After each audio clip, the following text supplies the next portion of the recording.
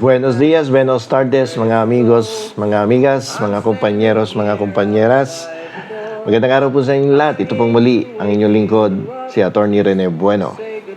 Pero patayin muna natin itong aking musikang pinakikinggan na inawit ni John Denver, yung Living on a Jet Plane. Baka makapiright tayo.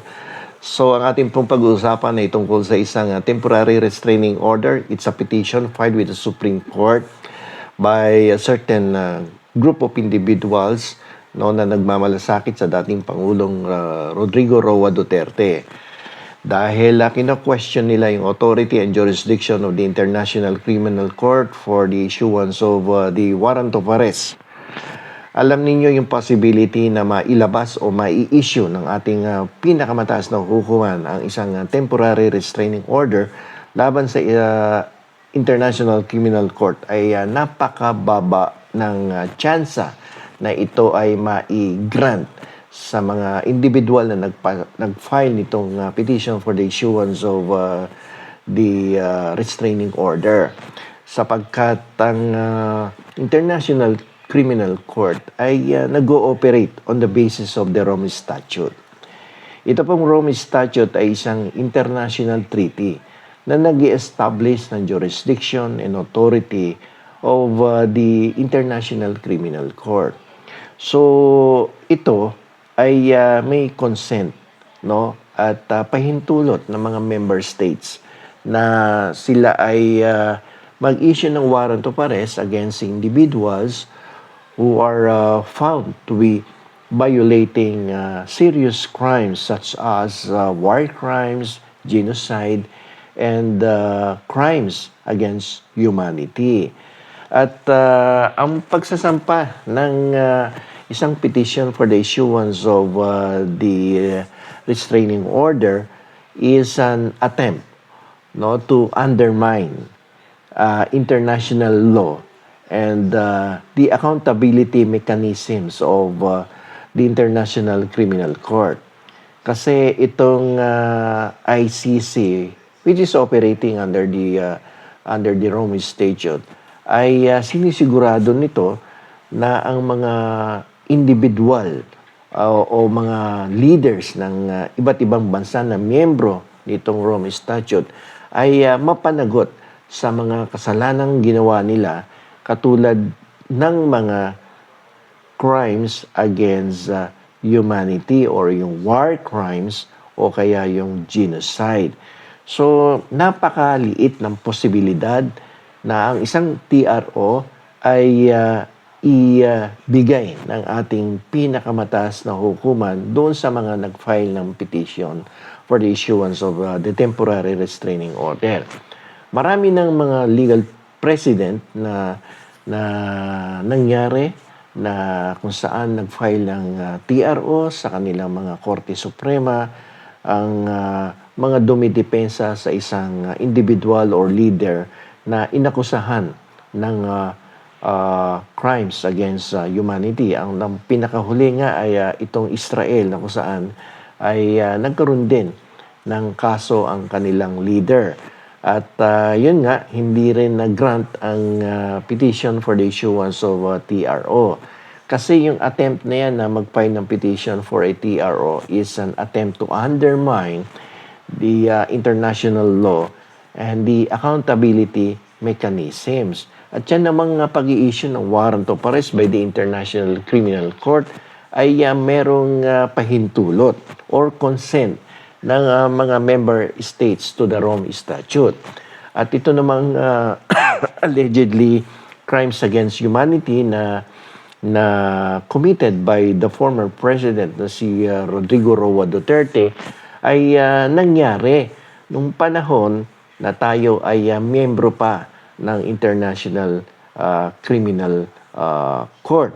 At sabi nga ng ating pinakamataas na hukuman, nung merong kumwestiyon sa ating sa jurisdiction and authority of this ICC, ang sinabi nga ng ating Korte Suprema ay for those crimes committed during the time that we are still member of the ICC, ang ICC ay mayroon pa ring jurisdiction, no, sa ating bansa. Kung kaya't ang mga individual, ang mga leader na nag-commit ng serious crimes such as crimes against humanity ay mapapa sa ilalim pa rin ng jurisdiksyon ng ICC and pwede silang litisin doon sa The Hague, Netherlands. Katulad na nga nitong nangyari ngayon sa ating dating Pangulo na si Rodrigo Roa Duterte na kanina nga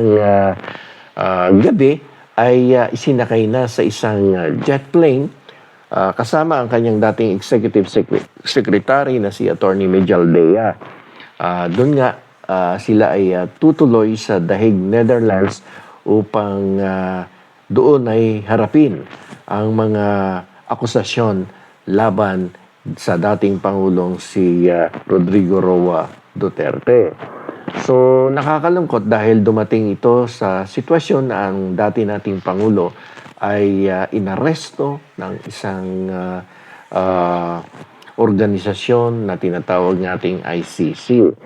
At ito lang ang masasabi ko kasi kapag tayo ay nasa kapangyarihan sa gobyerno, isipin natin na ang paglilingkod sa bayan at ang binigay na kapangyarihan sa atin ay hindi permanente.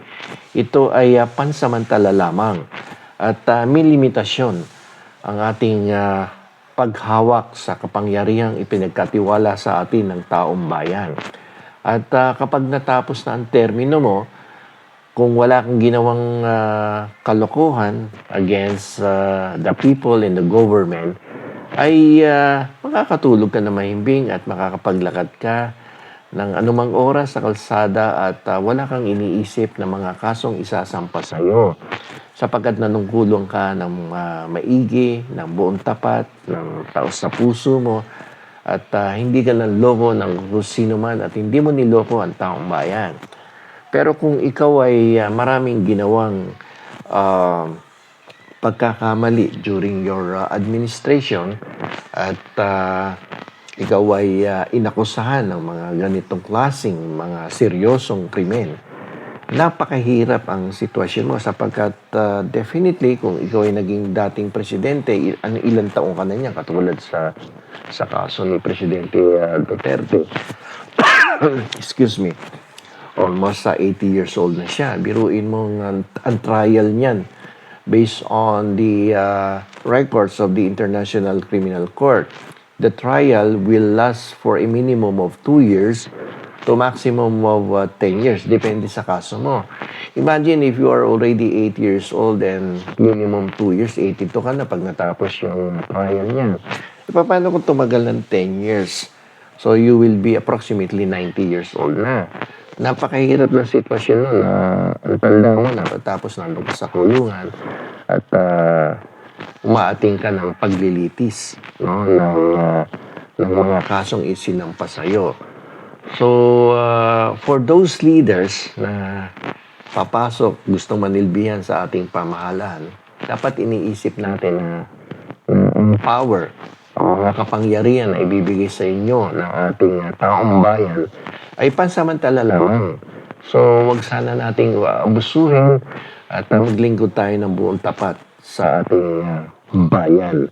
Sapagkat kung tayo ay abuso at hindi gagawa ng mabuti para sa ating bayan at sa ating taong bayan, ay may hangganan kasi ang pang-aabuso sa taong bayan. So, yung mga kandidato ngayon, no? Kung kayo ay mabibigyan ng pagkakataon na pumwesto sa ating pamahalaan, isipin natin na kung bakit kayo nandyan ay upang gumawa ng kabutihan sa ating bayan at hindi abusuhin ang kapangyarihan at magpayaman sa pwesto. Ang isipin natin talaga is nagpunta kayo dyan sa gobyerno upang isakripisyo ang inyong mga interes at upang mabigyan na magandang katayuan ng kabuhayan ng ating mga mamamayan.